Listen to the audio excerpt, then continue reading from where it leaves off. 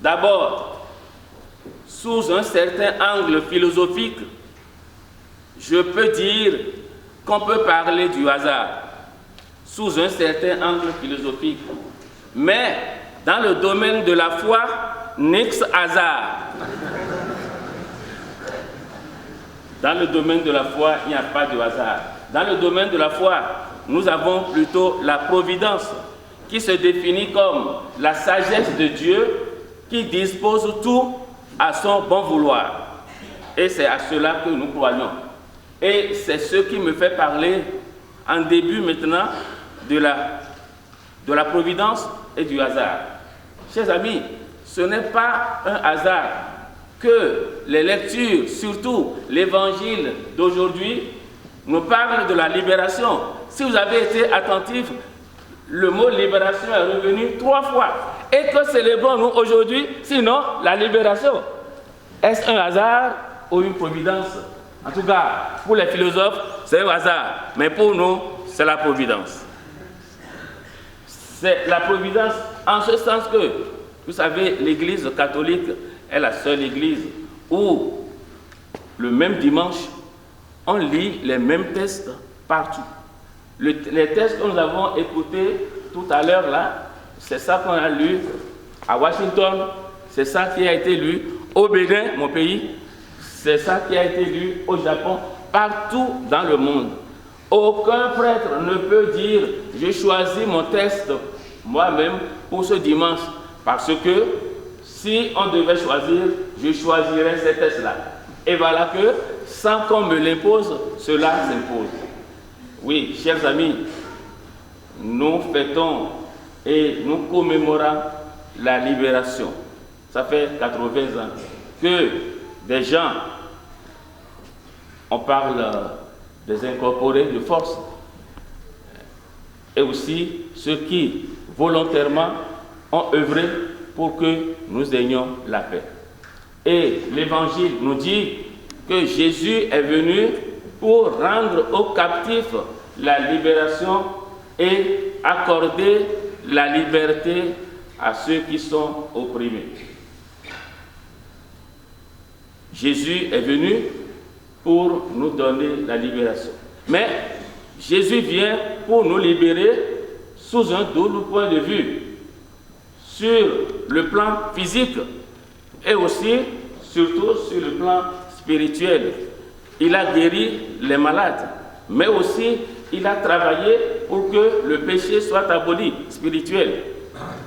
Voilà, chers amis, et avant de continuer, je vais vous poser une question. Mais je sais que, en posant la question, je vais y répondre moi-même.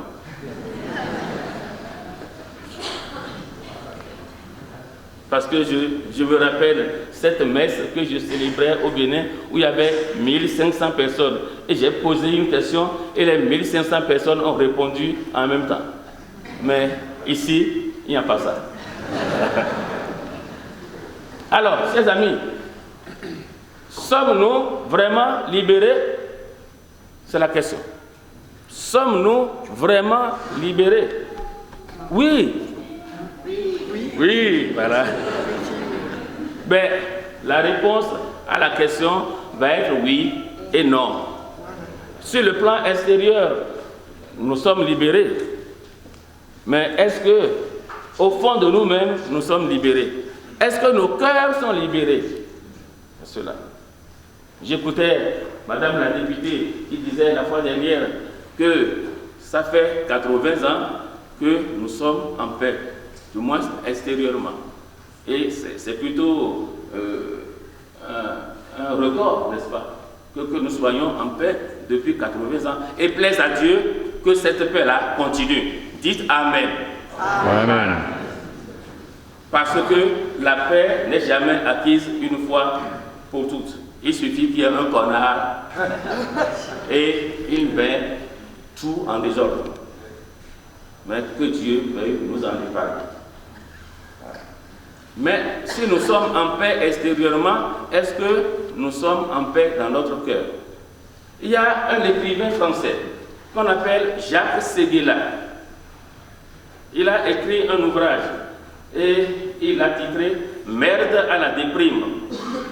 Voilà le titre de l'ouvrage, « Merde à la déprime ». Et dans cet ouvrage, il disait, entre autres, qu'il y a un siècle, donc il y a 100 ans, les Français riaient en moyenne 15 minutes par jour. Il y a 100 ans, les Français riaient en moyenne 15 minutes par jour.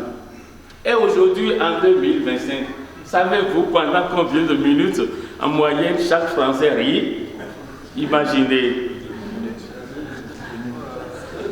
Bon, en tout cas, il avait écrit l'ouvrage en 2013 et il disait que c'est à peine 5 minutes. En 2013, on a évolué, hein? Ça fait déjà 12 ans. Et quand nous considérons le taux galopant des suicides, alors on se pose la question, est-ce que vraiment nous sommes en paix intérieurement? Est-ce que nos cœurs sont en paix? Je crois qu'il y a quelque chose à faire à ce niveau-là. Et il y a quelque chose à dire à ce niveau-là. Et il ne faut pas se voiler la face. Et nous, en tant que pasteurs, nous sommes appelés à vous dire la vérité, même si ça ne plaît pas toujours. Mais ce qui est sûr, moi je vous dis la vérité parce que je sais que vous m'aimez et je vous aime. Oui, chers amis, nous avons parfois beaucoup de choses sur nos consciences et qui restent enfouies dans nos consciences et qui restent sur notre cœur. Et nous n'avons personne à qui en parler parce que chacun a peur de chacun. Ou bien chacun se dit, si je lui dis, qu'est-ce qu'il va penser de moi? Qu'est-ce qu'il va dire de moi? Et nous gardons. À un certain moment, ça explose. Et les conséquences, nous les voyons. Quand j'étais en Alsace-Bossu, il y avait un jeune homme qui fêtait 30 ans d'anniversaire de naissance. Et il a demandé une messe en action de grâce. Et à l'issue de la messe, il a invité certaines personnes dont je faisais partie. Nous étions dans la salle paroissiale, à quelques mètres de l'église. Et nous mangeons. Entre-temps, je me suis levé de table pour aller à l'église pour chercher quelque chose. Et voilà que je vois à l'église quelqu'un que je semble reconnaître qu'il est avec nous à la salle en train de manger. Il avait la tête courbée sur la coudoir du banc. Alors, quelque chose intérieurement m'a dit, rejoins-le. Alors, j'ai rejoint celui-là. Je lui ai tapoté le dos. Il a relevé la tête. J'ai dit, mon gars, que se passe-t-il? Mais pourquoi tu es là-bas? Nous mangeons tous ensemble et tu viens seul ici. Tu es venu prier? Il dit non, il n'est pas venu prier. Et il a commencé à parler. On n'a plus mangé le jour-là. On n'a pas, lui et moi, on n'a pas continué de manger.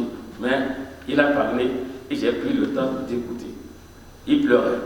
Et quand on a fini, il dit, mon père, depuis plus de 6 mois, j'avais cela sur le cœur et je n'étais pas bien. Maintenant, je l'ai dit et ça me soulage. Chers amis, pensez-vous que j'avais une solution? Non. Je n'avais aucune solution. Mais le fait de l'écouter et surtout le fait pour lui de dire ce qu'il a sur la conscience, quel soulagement. Mais après cela, quand même, comme je suis prêtre, j'ai prié pour lui et je lui ai imposé la main. Et après, on a continué à échanger. C'est quelque chose qui s'est perdu. Hein?